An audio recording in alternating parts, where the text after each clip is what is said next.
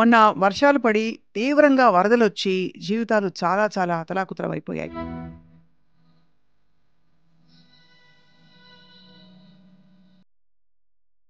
అటువంటి క్లిష్టమైన పరిస్థితిలో ఇదిగో నేనున్నాను. నాకు చేతనైన సాయం నేను చేస్తానని చెప్పి తన టీమ్‌ని పట్టుకుని బయలుదేరిన ఒక వీర వనిత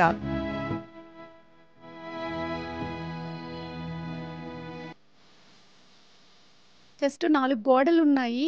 పైన రేకులు మొత్తం ఎగిరిపోయాయి. ఒకరింట్లో టైలరింగ్ మిషన్ మీదనే ఆధారపడి బతుకుతారు వాళ్ళు. వాళ్ళ మిషన్స్, బట్టలు అన్నీ ఎళ్ళిపోయాయి. అసలు ఇల్లు ఉన్న సంగతి గూడా తెలియట్లేదు కొన్ని కొన్ని ప్లేసెస్‌లో అయితే.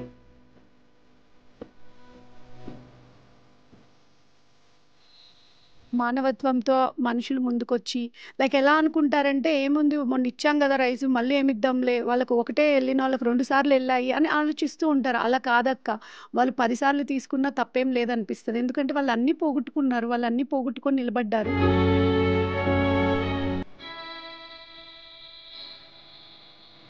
మాతో పాటు ఒక ఆవిడ మొత్తం చూపిచ్చారక్క మాకు. ఫైనల్‌గా వాళ్ళ ఇంటికొచ్చేసరికి మాకు మాటలు లేవు. మనం తినేది, మనం చేసేది, మనం కట్టుకునేదే ఇంకొకరికి హెల్ప్ చేయాలంటే చెయ్యాలి. లేకపోతే చేయకున్నా పర్వాలేదు.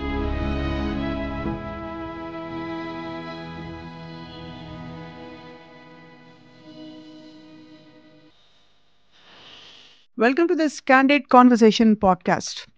మొన్న వర్షాలు పడి తీవ్రంగా వరదలొచ్చి జీవితాలు చాలా చాలా అతలాకుతలమైపోయాయి. ప్రభుత్వాలు ఏం చేస్తున్నాయి? ఎంత చేయగలుగుతున్నాయంటే ఎప్పుడూ కూడా ప్రభుత్వాలు చేసేవి సరిపోవు. అండ్ ముఖ్యంగా ఆంధ్రప్రదేశ్‌లో, ఇక్కడ తెలంగాణలో కూడా ఎన్నెన్ని కుటుంబాలు ఎన్ని రకాల ఇబ్బందులు పడుతున్న పరిస్థితులు చూసాం.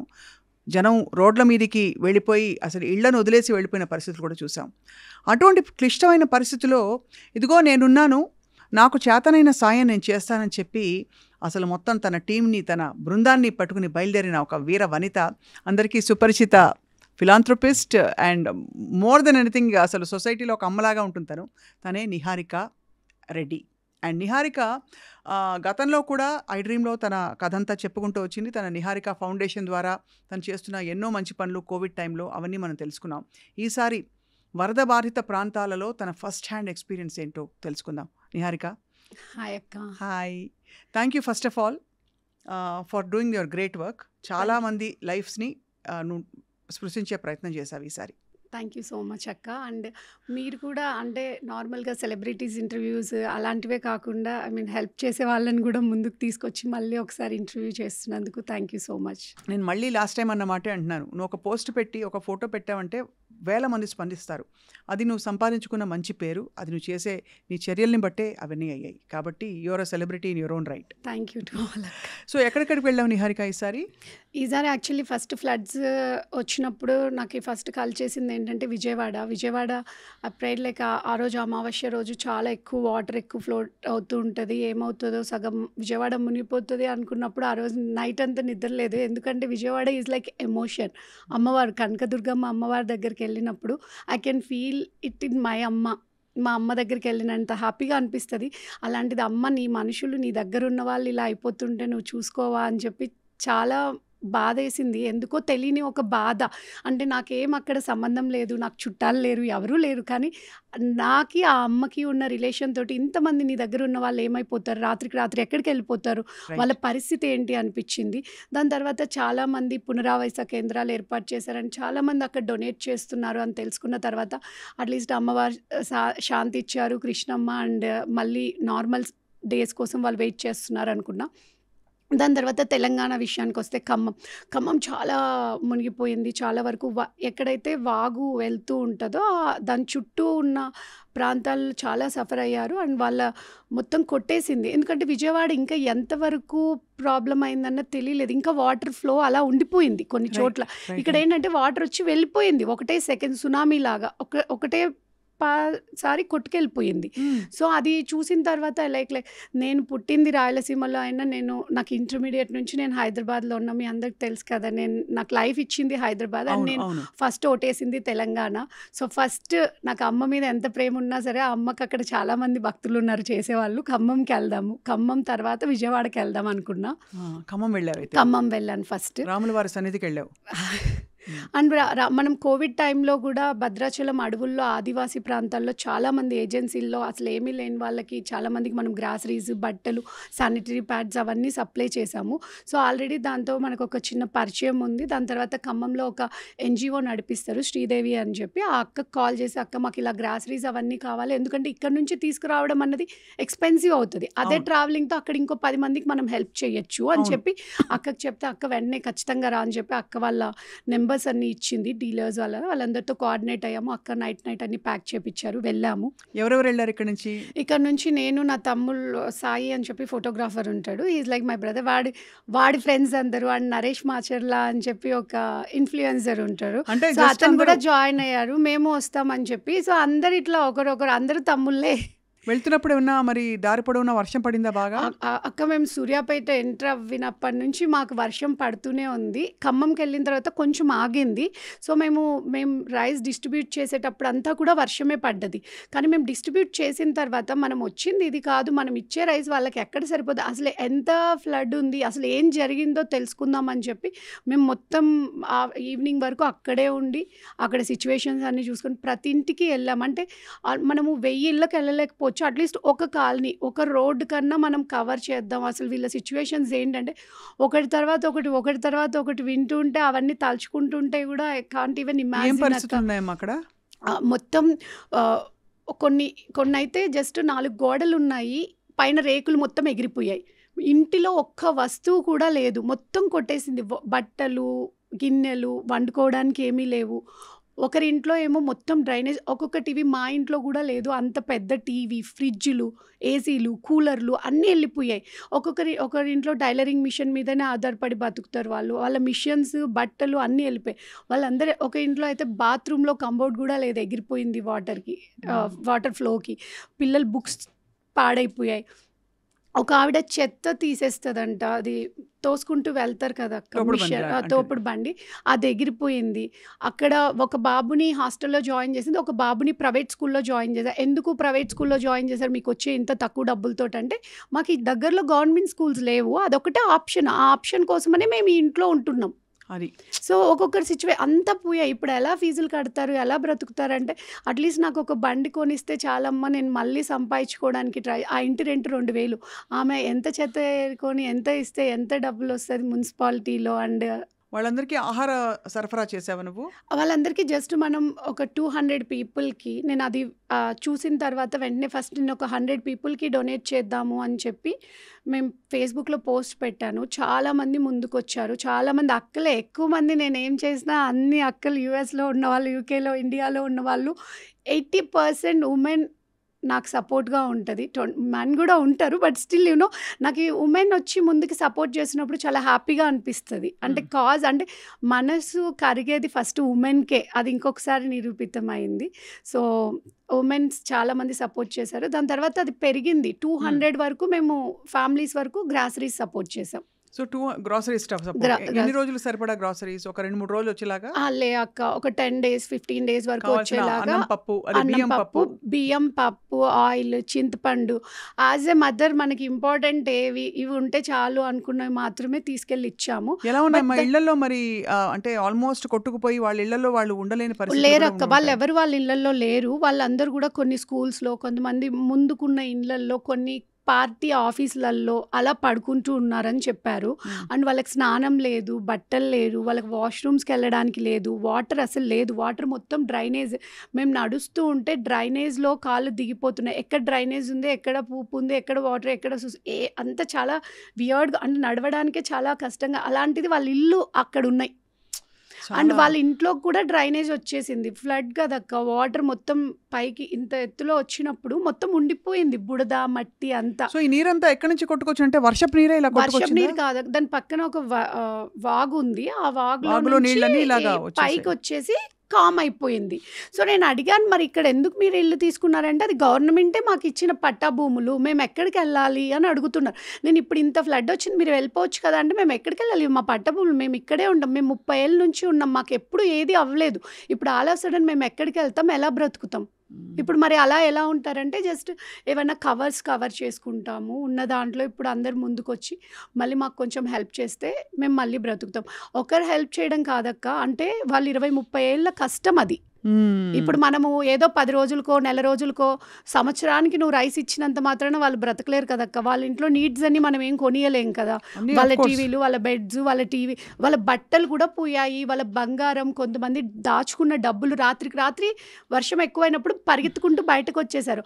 ఆ టైంలో ప్రాణాలు ఇంపార్టెంట్ గానీ బంగారం, డబ్బులు తెచ్చుకుందామని ఎవరు అనుకోరు కదా. అవన్నీ పోయాయి. అవన్నీ వెళ్ళిపోయాయి. అసలు ఏమీ లేవక్క. నేను మీకు కొన్ని విజువల్స్ పంపించాను కదా, మీరు చూడండి. అసలు దాంట్లో ఏమీ లేవు.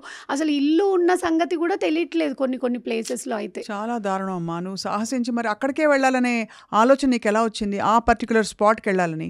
అంటే నువ్వు కనుక్కున్నావా ఏ ఊళ్ళో ఎలా కొట్టుకుపోయాయి ఏంటని? ఎక్కువ ఆ ఏరియా చాలా ఎఫెక్ట్ అయిందని చెప్పారు. సో, నేను అనుకున్నా మనం 1000 మందికి అవసరం ఉందని చెప్పింది ఆ అక్క. 1000 మందికి నేను చేయలేకపోవచ్చు నాకున్న చిన్న సర్కిల్‌లో. సో, అట్‌లీస్ట్ మనం ఒక 100 మందికి చేద్దాం అనుకున్నా. బట్ 200 మెంబర్స్‌కి మేము సపోర్ట్ చేయగలిగారు. చేసాము.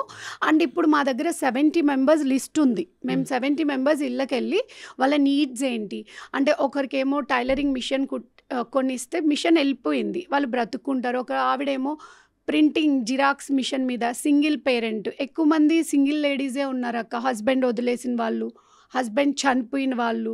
ఒక ముసలావిడకైతే హస్బెండ్ లేడు, కొడుకు చనిపోయాడు, ఎవరూ లేరు. ఆమె ఒక్కతే ఉంటుంది. ఆమె ఇంటి పైన రేకులు వెళ్ళిపోయాయి. ఆమె కొంచెం రేకులు వేపించి ఒక నెలకు సరిపడా సరుకులు, ఒక 4 గిన్నెలు ఇస్తే వండుకొని నా ఇంట్లో నేను తింటాను. ఒక ఆవిడేమో చాలా పెద్ద ఆవిడ, ఆవిడకి ఎవ్వరూ లేరు. సిలిండర్ ఉంది, గ్యాస్ స్టవ్ వెళ్ళిపోయింది, గిన్నెలు కూడా లేవు. ఒక గ్యాస్ స్టవ్, కొన్ని గిన్నెలు, చిన్న చిన్న వాళ్ళేమో అన్నీ అవసరాలు. అడగట్లేదక్క పాపం. వాళ్ళ పేర్లన్నీ రాసుకుని రెడీగా వాళ్ళ ఉన్నాయి. పేర్లన్నీ మేము నోట్ చేసుకున్నాము. వాళ్ళ వీడియోస్ తీసుకున్నాము. వాళ్ళ సిచ్యువేషన్స్ ఏంటి, వాళ్ళ నెక్స్ట్ వాళ్ళ కోసం మనం ఏం చేయాలి అని చెప్పి. కొంతమందికి మిషన్స్, కొంతమంది పిండి వంటలు చేసుకునే వాళ్ళు ఉన్నారు. వాళ్ళకి గిన్నెలు వెళ్ళిపోయాయి. ఆ గిన్నెలు కొన్ని ఇస్తే, కడాయిలు ఉంటాయి కదక్క వంటలు చేసుకో. కొంతమంది టీ అమ్మేవాళ్ళు, ఫ్లాస్క్లు ఎగిరిపోయాయి. అసలు సో ఎక్కడ చెప్తాం? ఫ్లాస్క్లు ఇవి చెప్పలేని సమస్యలు. ఏ గవర్నమెంట్ మెషినరీ వచ్చి కూడా సాల్వ్ ఇప్పుడు చేయలేని గవర్నమెంట్ సమస్యలు. వాళ్ళు 10,000 ఇస్తామని చెప్పారంటక్క ప్రతి ఇంటికి.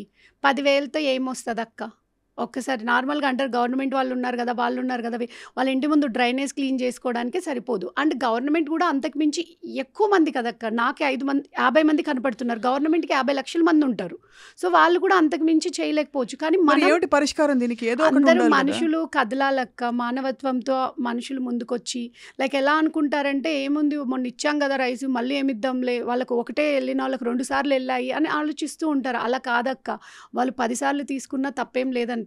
ఎందుకంటే వాళ్ళు అన్నీ పోగొట్టుకున్నారు, వాళ్ళు అన్నీ పోగొట్టుకొని నిలబడ్డారు. సో చాలా కరెక్ట్గా అట్లీస్ట్ చెప్పారు. నేను చెప్పేది ఏంటంటే, మనం టీవీలు, ఫ్రిడ్జ్లు, బెడ్లు, వాళ్ళ లగ్జరియస్ థింగ్స్ కొనిచ్చకపోవచ్చు. అట్లీస్ట్ వాళ్ళు మళ్ళీ వాళ్ళ లైవ్లీహుడ్ కోసం, వాళ్ళ బ్రతుకు వాళ్ళ బండి బ్రతుకు తెరువు నడవడానికి. కోసం ఒక 2 నెలలు మంచి గ్రాసరీస్ అన్నీ కొనిచ్చేసామనుకో అక్క, వాళ్ళు మళ్ళీ బయటకు వెతుక్కోకుండా మళ్ళీ వాళ్ళు బట్టలు కుట్టుకుంటూ వాళ్ళు బ్రతుక్కుంటారు. సో ఇదంతా నువ్వు నిహారిక ఫౌండేషన్ ద్వారా చేస్తున్నావు.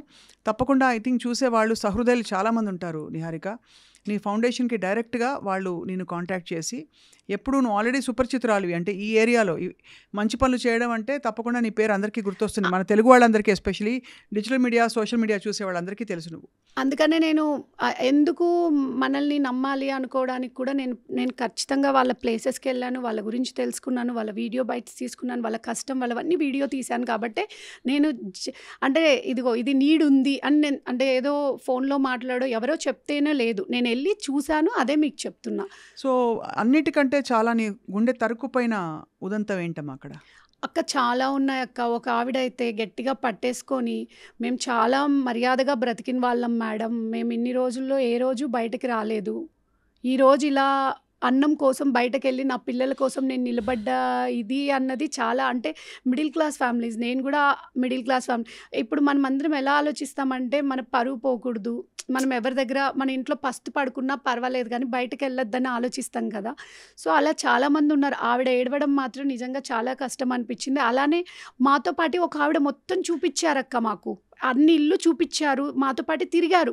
ఫైనల్గా వాళ్ళ ఇంటికి వచ్చేసరికి మాకు మాటలు లేవు. అసలు ఆవిడ ఇంత ధైర్యంగా ఎలా వచ్చారు ఇన్నింటికి?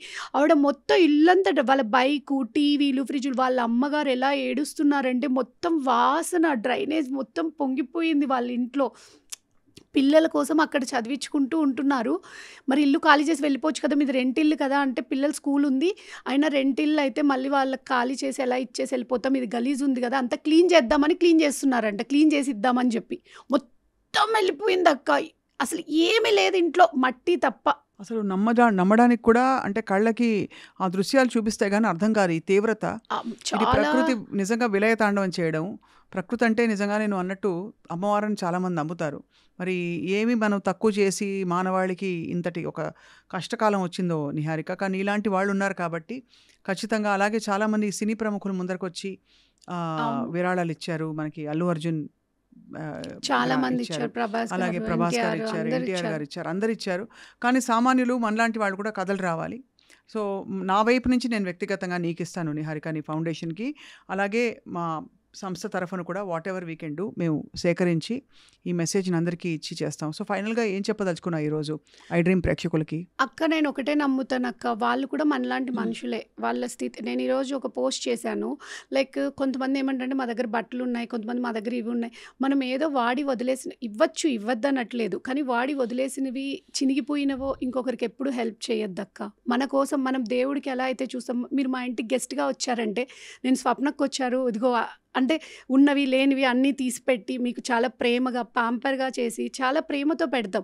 మనం ఎవరికన్నా సర్వీస్ చేసేటప్పుడు కూడా ఇప్పుడు ఒక మిషన్ కాస్ట్ 10,000 రూపీస్ అనుకో అక్క. మార్కెట్‌లో 5,000 ఉంటే ఎందుకు అది కొనిచ్చేయొచ్చు కదా అని అడుగుతారు చాలా ఈజీగా. అవును. మనం ఏదన్నా ఇచ్చేటప్పుడు మనం 100% బెస్ట్ ఇవ్వకపోయినా పర్వాలేదు. అట్‌లీస్ట్ 50-70% రీచ్ అంటే వాళ్ళు అది చూసిన తర్వాత పోయింది నాకు ఒకటొచ్చింది అంటే ఒక సాడ్‌నెస్ ముందు ఆ హ్యాపీనెస్‌ని కూడా మనం ఇలా తీసుకురావాలక్క. అది కూడా పరిగణనలో తీసుకోవాలి ఖచ్చితంగా. మనం ఏదైనా చేసేది పర్ఫెక్ట్‌గా చేయాలి. మంచిగా ఇవ్వాలి. నాసిరకం బియ్యం ఇచ్చేది, నాసిరకం అన్నం పెట్టేయొచ్చు కదా! బియ్యం ఎందుకు అంత కాస్ట్? మనం తింటామా? తినం. మనం తినేది, మనం చేసేది, మనం కట్టుకునేదే ఇంకొకరికి హెల్ప్ చేయాలంటే చెయ్యాలి. లేకపోతే చేయకున్నా పర్వాలేదు. 100 మందికి చేసేది ఒకడికే చెయ్యి. 100 మందికి చేశామన్న పేరు కోసం అలాంటి ఇది చెయ్యొద్దు. అండ్ వాళ్ళు కూడా మనలాగా పుట్టిన వాళ్ళే. మీరైనా మనమైనా అందరము దేవుడి నుంచి వచ్చామో ఎక్కడికెళ్తామో తెలీదు, ఎక్కడి నుంచి పుట్టామో తెలీదు. వాళ్ళు అంతే. కాకపోతే ఒక్కొక్కరి కర్మానుసారం వాళ్ళు అలా పుట్టారు, మనం ఇలా ఉన్నాము అంటే దానికి కొమ్ములు పెట్టేసుకోవద్దు. ఎవరి సిచ్యువేషన్ ఎలా అవుతుందో ఇప్పుడు ఫ్లడ్స్ చూస్తే తెలుస్తది.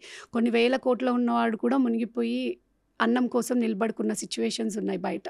అవును. వాళ్ళందరినీ చూసి మనం కూడా నేర్చుకొని నథింగ్ ఈజ్ పర్మనెంట్. ఈ సెకండ్‌లో నేను బ్రతికి బయట వరకు పోతానో లేదో కూడా గ్యారంటీ లేని జీవితం. ఉన్నన్ని రోజులు మంచిగా వీలైనంత మంచిగా బ్రతుకుతూ ఎవరిని హర్ట్ చేయకుండా బ్రతికితే చాలక్క. హెల్ప్ చాలా గొప్ప చేయకపోయినా మాట. పర్వాలేదు. వాళ్ళ మీద రాళ్ళు లేకుండా బ్రతికితే చాలు. రమణ మహర్షి అలా నేను నీ ఆత్మని, నీ మనసుని తాకి నువ్వు ఎంత మంచి మాటలు మాట్లాడుతున్నావో 10 మందికి తప్పకుండా నీ మెసేజ్ చేరుతుంది నిహారిక.